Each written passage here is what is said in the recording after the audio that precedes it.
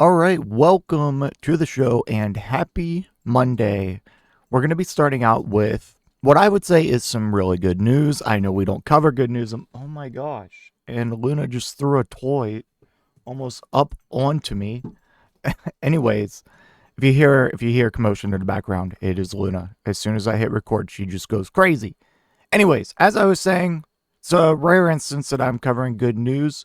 So Rumeysa Ozturk, who we've been following her case the past few months since she got detained, a little bit a little bit of background on her. She was the Tufts University student that was just like detained and black bagged and shipped away in broad daylight by ICE. She was, accused of no crimes. She had no crimes or anything pending, or there was no alleged crimes and there was no crimes brought up against her, no charges. This was suspected that she was detained and was going to face deportation because of an op-ed she wrote basically saying, hey, this was the Tufts University saying like, hey, we need to divest from Israel. Israel is committing a genocide. I don't even know if she specifically said genocide in the op-ed, but we went over on the channel. You can find it out on the internet. I encourage you to read it if you have any thought of this person being some radical terrorist supporter. It is very important that you understand what that op-ed said. Anyways, she has been released. Let's watch. It might help if I turn the volume on. All right, let's go. 11 Tufts doctoral student Rumeysa Ozturk returned to Boston tonight, thanking those who've rallied to her side since she was whisked away from Somerville by ICE agents 6 weeks ago. She'd been detained in Louisiana until yesterday when a federal judge ordered her release while she fights deportation. Good evening, everyone. I'm Ken McLeod. Tonight, Ozturk told supporters at Logan that she still has faith in the American justice system. WBZ's Samantha. Okay. I won't get all negative. This is a good sign for the American justice system and actual law and order. Obviously, she's probably a little bit more careful with her words as she just comes out, but my faith has been waning in the American justice system for a bit now. But yeah, this is a good sign, and we should acknowledge that, because not only has she been released, not released, she's still facing like the same risk of deportation, but like Mohsen Mahdawi, who was also released last week, they are just on bail right now, which is weird to me because I don't know how you can be on bail when like you're not even being charged or accused of anything. Like it's such a weird situation we're in, but this is the best news in that regards, as close to that as you can get. Hopefully one of these times when we cover it, it'll be, hey, all charges or whatever, all deportation risk or orders have been dropped against you. Anyways, The Cheney was there and joins us live now from Logan. Sam? Well, we know that the past 6 weeks have been extremely hard for Rumeysa Ozturk. We know that for these 6 weeks, she's been locked away in an ICE detention center, unsure of exactly when she would come home. Well, she is here today, and when we spoke with her inside of Logan Airport, she was positive and she had a smile on her face. Thank you, everyone, for all your support and love. Rumeysa Ozturk landed at Logan Airport Saturday evening with a grateful heart full of joy. The joy that comes from a hard-fought victory in a fight for what is right. On Friday, a federal judge ordered the Tufts Ph.D. student be released from an ICE detention center immediately. She should never have had her visa revoked. She should never have been transported almost 2,000 miles away to an ICE facility in rural Louisiana and subjected to squalid, inhumane conditions. This has been very difficult time for me, for my community at Tufts, at Turkey. But I'm so grateful for all the support, kindness, and care. It all comes after a shocking viral video back in March showed plainclothes ICE agents swarming her on the streets of Somerville and arresting her. The government claims she was involved in activities in support of Hamas. She was never charged with any crime. The government never produced any evidence that she had done anything wrong, that she had done anything anti-Semitic. The accusations were primarily based on a pro-Palestinian op-ed she wrote in her school's newspaper. I call on the government to focus their resources on actual threats to our nation, not talented international students, international scholars, immigrants who've been wrongly vilified. The court ruled her detainment was in clear violation of her free speech. And although she's home now, Ozturk had one last request. Please don't forget about all these wonderful women in the immigration detention systems. I was so tired of witnessing cries and pain that can be all preventable.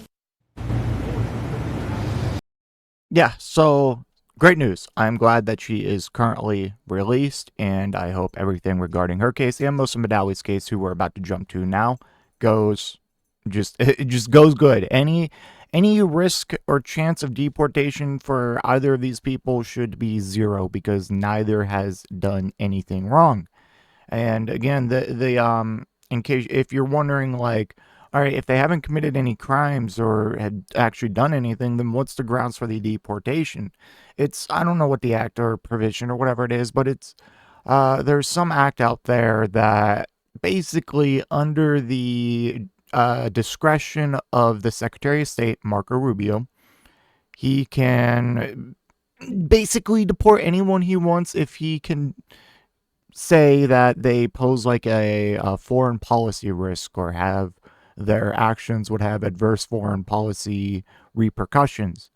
So, and I always go back to saying this, yeah, it's funny because protesting a genocide is adverse to foreign policy goals of the U.S. Like, you can't be anti-genocide. Like, that's against their foreign policy goals. I mean, look what we are supporting, when you go to Israel and Gaza, and look what we supported in regards to Saudi Arabia in Yemen. Like, as the U.S., we fucking love genocide, all right?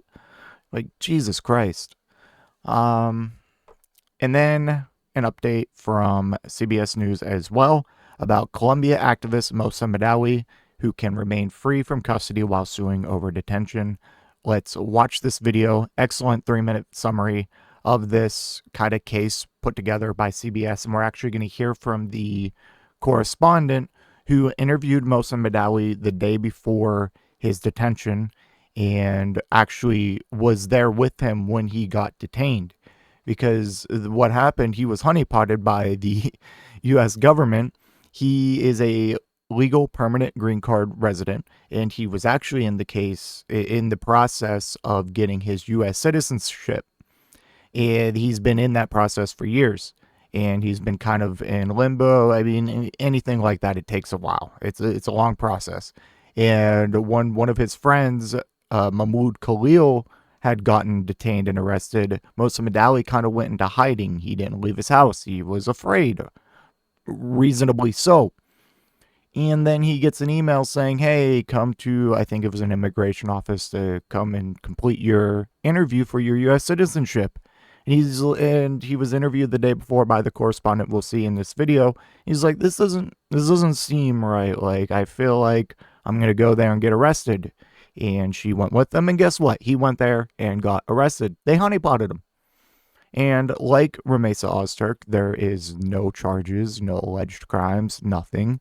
They claim anti-Semitism and pro-Hamas support when every video, interview, and speech under the sun from Mohsen Mahdawi is quite the opposite of anything anti-Semitic. In fact, in this video show, he speaks out against anti-Semitism.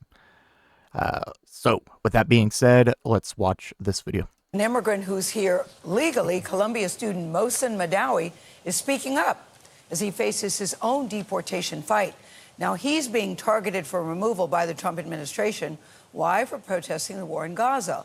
Lilia Luciano spoke to Mahdawi before he was arrested. She joins us once again to share his first TV interview since his release. Lilia, good morning to you. He's certainly not shy about speaking up. That's right, Gail. He knows what he stands for.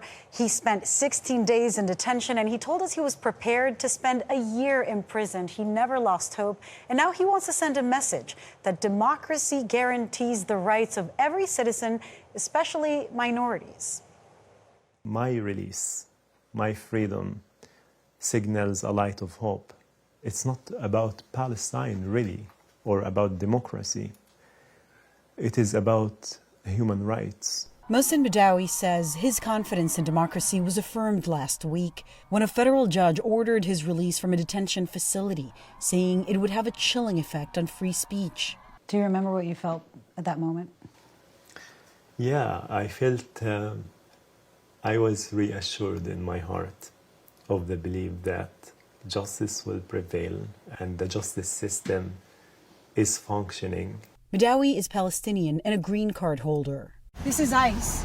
All of those trucks were ICE. We were there last month when he was arrested after passing his final citizenship test. He said he then signed an oath to protect the U.S. Constitution. Masked agents loaded with guns came in with a handcuff ready in their hands, separated me, isolated me from my lawyer. Secretary of State Marco Rubio says the U.S. can deport Mahdawi based on his role leading protests against the war in Gaza at Columbia University, which they call anti-Semitic and a threat to U.S. policy. Mahdawi said there's no place for anti-Semitism in the protests he led.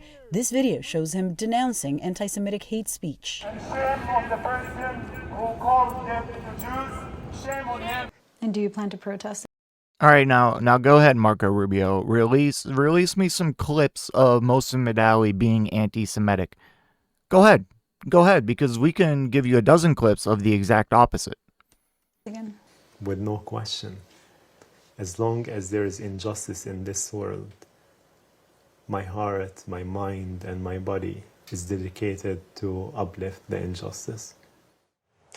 And Mahdawi says he hopes his release sends a signal to the other pro-Palestinian students who were detained that there is hope. He credits his lawyers for getting him out quickly. They quickly got a judge to sign an order to keep him in his home state before agents could send him to a detention facility in Louisiana, as they have with other students, making his case a lot more difficult.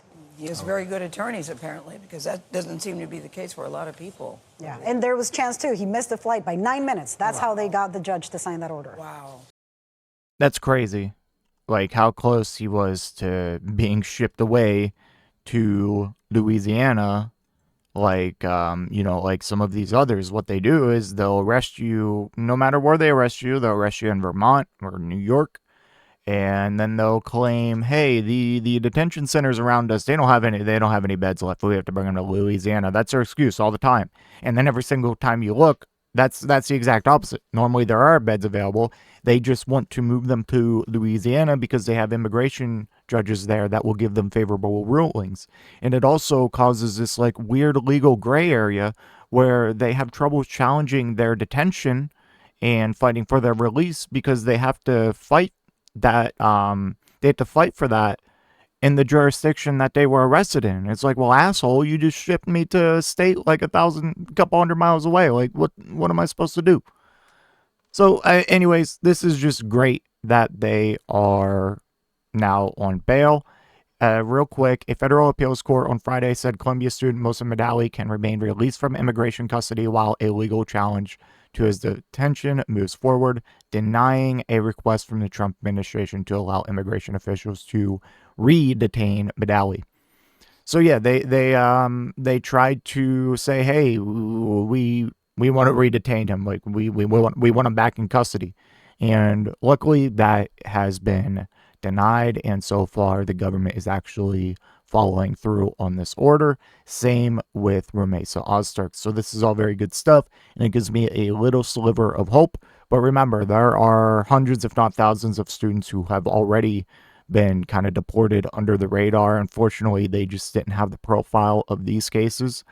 But yeah, and again, Mahdawi has set up a legal defense fund for people facing deportation to help with lawyer fees and just fighting their detention and potential deportation.